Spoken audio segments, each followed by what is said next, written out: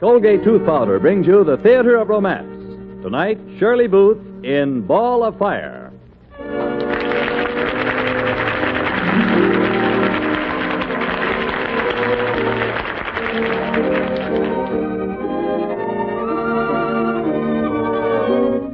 Tonight and every Tuesday night, Colgate Tooth Powder brings you the Theater of Romance with your favorite stars in your favorite stories and plays. And here is your host to tell you about tonight's play, the comedy Ball of Fire, starring Shirley Booth. Good evening. As our story opens, we find ourselves at the Walter Lamb Foundation in New York. 7 elderly professors and 1 youngish one are engaged in the compiling of an encyclopedia. The youngest, one Professor Bertram Potts, is at the present occupied in composing an article on slang for the encyclopedia. Gentlemen, I'm going out this evening. I have a little research to do. Really, Professor Potts? I thought your article on slang was finished. I tore it up last night. Why? I had a little talk with Mike the garbage man yesterday. You know, he used words I never heard of.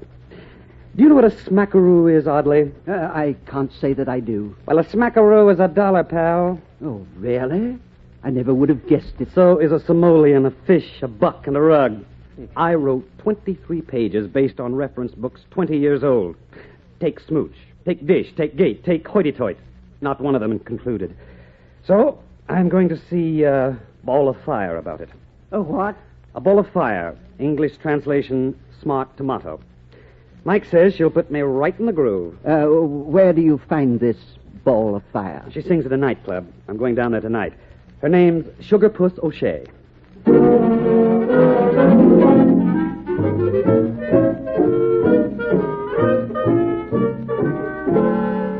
Hello, Gertie. Sugar Puss, you got to scram out of this club right away on account of Benny the Creep had an accident. Serious? Sorta. He's dead.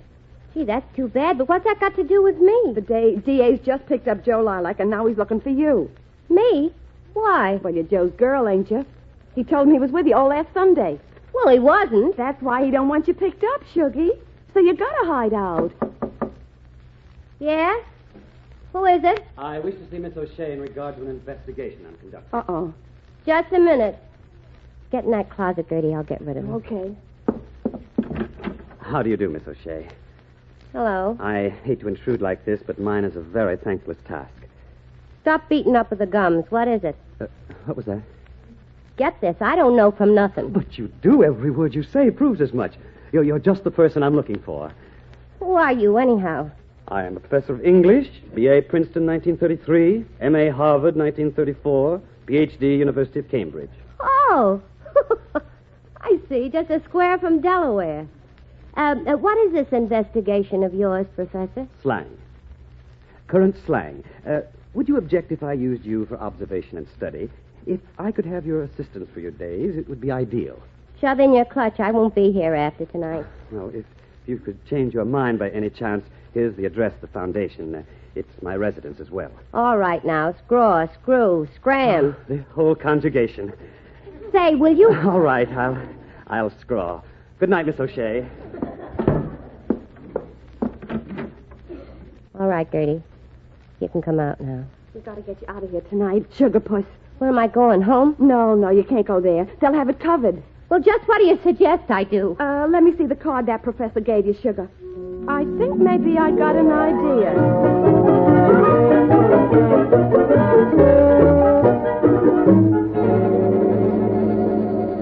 That's our doorbell. Oddly answered. Go on, Potts, go on. We all got out of bed to hear the results of your research, so please continue with it. It seems the word puss means face, as, for instance, sour puss, pickle puss. Sugar puss implies a certain sweetness in her appearance. Oh, why? Look what I found. Hello. Hello, kid. I considered your proposition, Professor Potts, and I said to myself, who am I to give science a brush? So here I am. Miss O'Shea, these are my colleagues. I must apologize for the lack of costume. Oh, that's all right, Professor. Gee, I've seen men in dressing gowns before. I used to watch my brother shave. Won't you sit down? Oh, thanks. Ooh. Hey, look at all the books. Greek philosophy, huh? I got a set like that. with a radio inside. How do we start, Professor? Very simple. If you'll be here tomorrow morning, not later than 9:30. Tomorrow morning? Yes. Okay.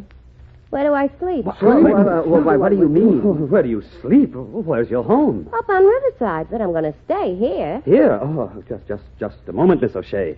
We're all bachelors except Professor Audley, and he's a widower. There are certain conventions which even the most free-thinking society must respect. Come here, Kitty. Look down my throat, will you? Your throat? May I? Help yourself. What is it, Professor Mangenbrook? There is possibly a slight rosiness in the laryngeal region. You bet there is. It's sore. Say, who are you? Professor Mangenbrook is our physiological expert. And this is Dr. Gurkakov, and this is Professor Robertson. Oh, not so fast. Just let it creep up on me. How do you do? Hey, come here, Professor. Physiology.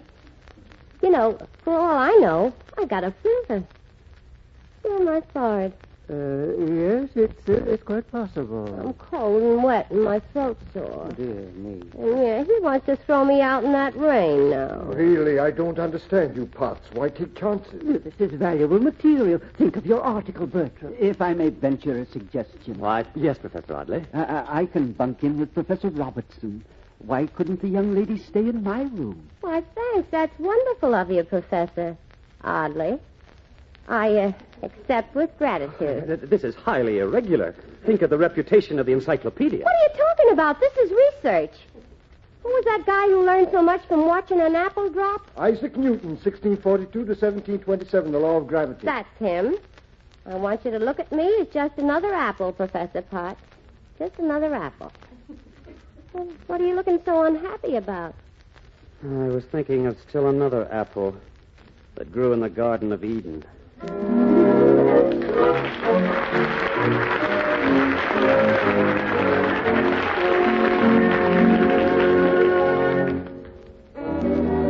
Use Colgate tooth powder. Keep smiling just right. Use it each morning and use it at night. Don't take a chance with your romance. Use Colgate tooth powder. Romance is the frosting on the chocolate of love. It's the cherry in the sundae, the spice in the cake. It's the very sweetness of love. Wouldn't you hate to have that sweetness go sour? Well, take care to keep out the love thief, that little breath of trouble. Yes, I mean unpleasing breath. What to do? Why, it's very simple. Just brush your teeth night and morning and before every date with Colgate tooth powder. Yes, night and morning and before every date. Because scientific tests have definitely proved that in 7 cases out of 10, Colgate tooth powder instantly stops unpleasing breath that originates in the mouth. And let me tell you, no dentifrice at any price will clean your teeth more quickly and thoroughly than Colgate tooth powder. Reasons enough, wouldn't you say, to buy Colgate tooth powder. Remember the name, Colgate tooth powder, with the accent on powder. Why not get it tonight? Don't take a chance with your romance. Use Colgate tooth powder.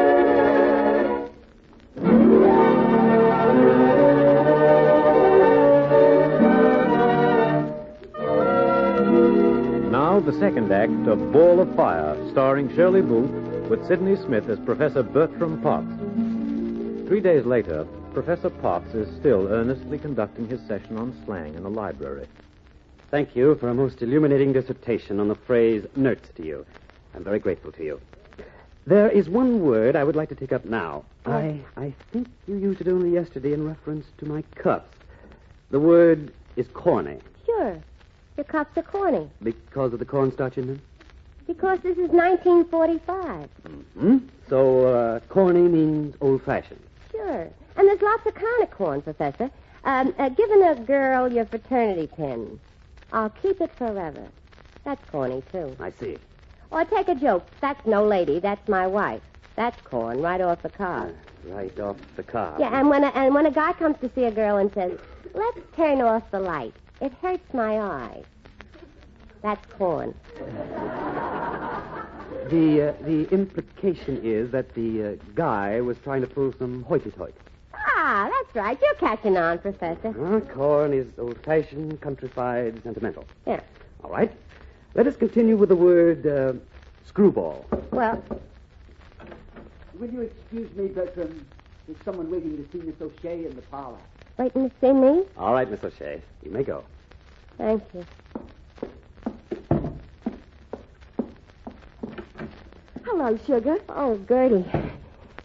Gee, I was afraid you were someone from the DA's office. I read in the papers that Joe's out. Do I have to stay in hiding anymore? Yeah, the DA's still laying for you, Sugar. Joe's lawyer sprung him. But if the DA can find you and prove that Joe wasn't with you at the time Benny was killed, that is the end. Don't Joe trust me? Oh, sure, Sugar. He said to tell you he wants to marry you as fast as we can work it out. Is it love or because a wife can't testify against her husband? Oh, what do you care? The wedding's got to be a fast one over in Jersey someplace. Joe says for you to lie low and to stick close to the amici. The what? The telephone. Joe will call around 10 o'clock. Okay, 10 o'clock. I'll be waiting.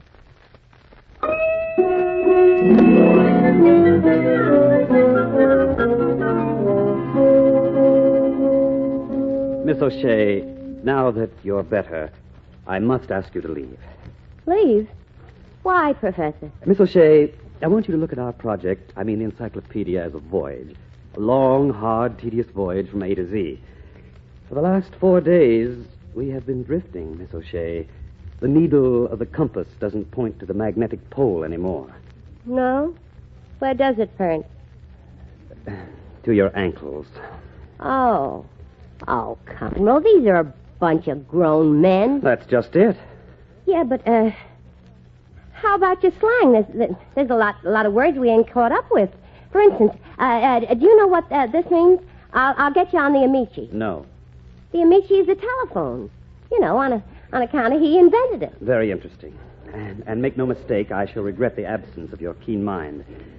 Unfortunately, it is inseparable from extremely disturbing personality. All right, Crabapple Annie. I'll leave sometime tomorrow. Crabapple Annie. That implies I'm puritanical and narrow-minded. I'm not. I'm a perfectly normal man with perfectly normal instincts. But with an awful high Berlin point. Not even that. I, too, have been acutely aware of your presence. Twice, to be exact. Once when you leaned over my shoulder to correct my spelling of the word hepcat. I could feel your breath in my ear. Then yesterday afternoon, you happened to stand against the window with the sunlight in your hair. And what did you do about it? I left the room, dipped my handkerchief in cold water, and applied it to the back of the neck, right here. Right here, where the nerve center is. Oh. Well, I guess the time has come for me to spill it. Professor, why do you think I came here in the first place? To assist in the research. I did not. I came on account of you. Because I wanted to see you again. I couldn't stop thinking about you after you left my dressing room. I thought you were so big and cute and pretty. Pretty? That means handsome, you big dope. Handsome? Me? Bertram, put your arms around me. Just once. Just once. You know, to see if you like it. No, sugar, no. Now, don't start looking around for some water. Come on, Bertram, put your arms around me. Well. Yeah, that's better. That didn't hurt a bit. Did that hurt? No. Now, I think as long as you got your arms around me, that you might just as well kiss me. Well. Oh, Bertram. Come on, let's try that again.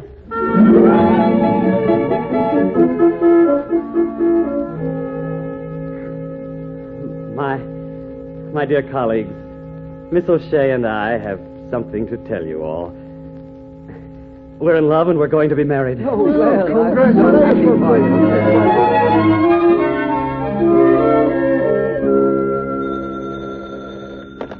Hello? Who's calling, please? Thank you. It's for you, Shuggy. It's your daddy calling, he said. Daddy? Oh. Hello? Hello, Daddy. Where are you? Some whistle snorting Jersey. How you been, sugar? I hear you've been hiding out with the 7 dwarfs. Yeah. And it's kind of indicated I better get out quick. One of the professors got off the beam a little. A slight case of Andy Hardy. Yeah? Listen, babe, everything's set. Got the license and the justice of the peace lined up. I'm trying to figure out how to get you here. Sugar, if you don't mind, dear, I'd like to have a few words with your father. Oh, all right, Bertram. Daddy, that professor I was telling you about wants to talk to you. Oh, I can't wait. Mr. O'Shea, my name is Bertram Potts. Hello, son. I judge your daughter has told you of my aspirations in her regard. Oh, please, Bertram. Son, you've just given me a great idea. I don't know whether Sugar Puss told you, but, well, she's our only child.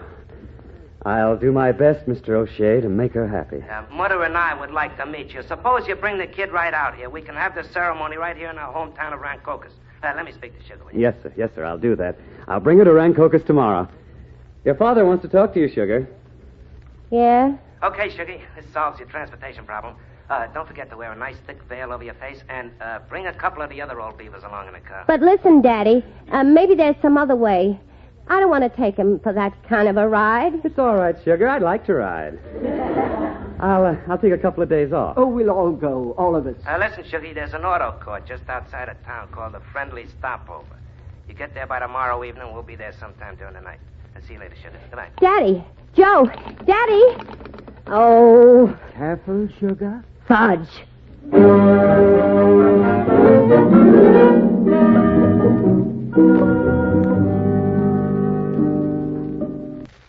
Is your cabin comfortable, Audley? Oh, extremely. It's a Friendly Stopover, and what a charming place it is, too. How's your cabin, Bertram? Oh, fine. Oh, something wonderful has happened to me. I'm a man in love, and it's the first time in my life. I want to crush her in my arms. I think of her every waking moment.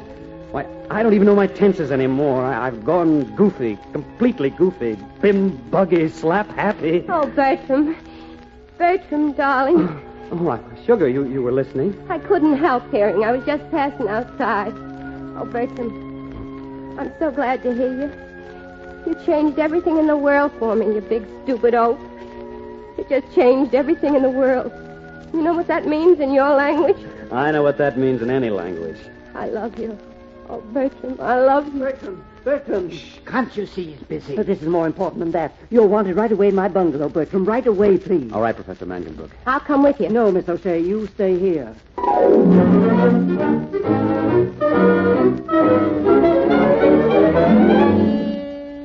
Oh, hello, Bertram. Oh, I figured you'd look like these other squats, but I see you're younger. I'm Sugar's daddy. Oh, yes, of course, Sugar's father. No, wise guy, your boyfriend, Joe Lilac. It's kind of counting on Sugar to tell you the score. He's trying to say this entire wedding trip of ours is one vast lie. I don't understand. It seems, my dear Bertram, that Sugar Puss has been using us to circumvent the police. I don't believe it. Sorry you got took for a ride, Bertram, but you got took, so here's a century to cover all expenses. Now I'll collect my bride and get going. If you're referring to me, Joe Lilac, you're laboring under a misapprehension. Oh, hello, Sugar. What do you mean? I mean, we ain't getting married, Lilac, now or ever. Here's your ring. Sugar. Bertram, I got a lot of explaining to do to you if you'll let me. I don't want any explanations, Sugar. You don't mean you're going to marry this fugitive from Take It or Leave It? I'm going to marry him. Why? For a reason that'll seem very funny to you. I happen to love him. No, I don't expect you to understand. I don't exactly understand it myself, but I'm a changed person, Joe. Now, you get out of here. Don't forget the police are looking for you, Sugar. Don't you forget it, Joe. I don't think they'll have much interest in Mrs. Bertram Potts if you don't have any interest in her. So long, Joe. Okay, Sugar, if that's the way you want it. But I think you're nuts. So long. I'll leave you two alone. Bertram, I owe you a very big apology. You just made it by sending Joe Lilac on his way. Oh, darling. Darling, you know, I could tell Isaac Newton a few things myself. About how an apple falls, for example. How's that, darling? Like a ton of bricks, brother. Like a ton of bricks. Come on, Bert. Let's go outside and hold hands. Isn't that a little corny, darling? No, darling, it's only corny when someone else does it. When we do it, it's on the beam. Slightly terrific and... Out of this world? Yes, darling. Out of this world.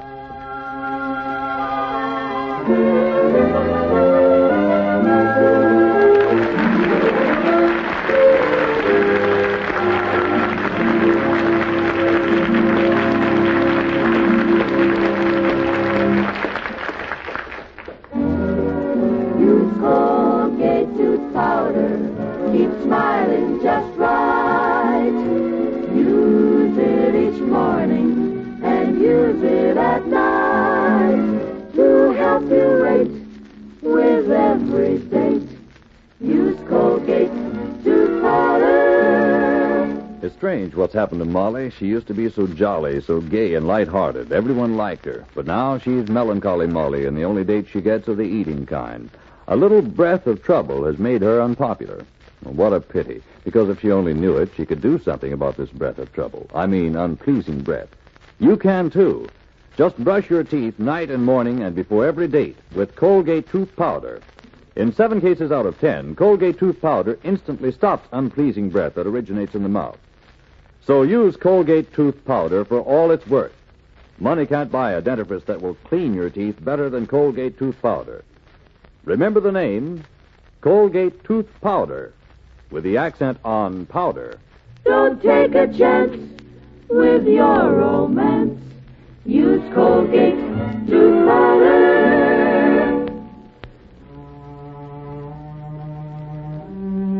Next week, Colgate Tooth Powder's Theater of Romance will bring you the charming star of radio, stage, and screen, Miss Mary Astor, in the memorable romantic drama, The Shining Hour, the story of a bride bound by a loveless marriage who falls deeply in love with her husband's brother on coming to the family home.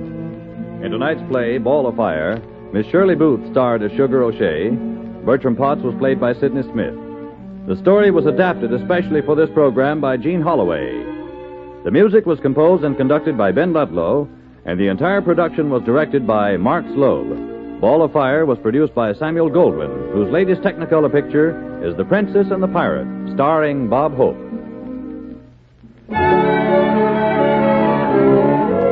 Doctors prove Palmolive soap can bring 2 out of 3 women a lovelier complexion in just 14 days. Yes, 36 doctors, leading skin specialists, prove the 14-day Palmolive plan improves all types of skin. Dry, rough, oily, young, older. Here's all you do. Wash your face with Palmolive soap. Then massage your face for 60 seconds with Palmolive lather. Then rinse. Do this 3 times a day for 14 days. That's all. This cleansing massage brings your skin Palmolive's full beautifying effect. Remember, doctors prove the Palmolive plan can bring 2 out of 3 women a lovelier complexion in just 14 days. So see what Palmolive can do for your own skin in 14 days.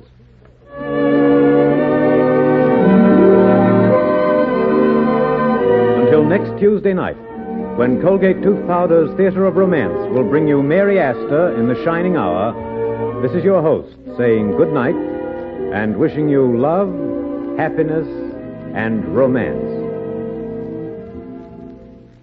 Whose child will be next? What little boy or girl jumping for joy today will tomorrow be struck down by the crippler? The figures are frightening. Last year, infantile paralysis claimed 19,000 victims, mostly children. Thousands were crippled for life. Many more thousands may be crippled this year if you don't help. Your dimes and dollars can help those already crippled and contribute aid for this year's victims. Don't delay. Join the March of Dimes today. Send your dimes and dollars to President Roosevelt at the White House or to your local infantile paralysis chapter. This is CBS, the Columbia Broadcasting System.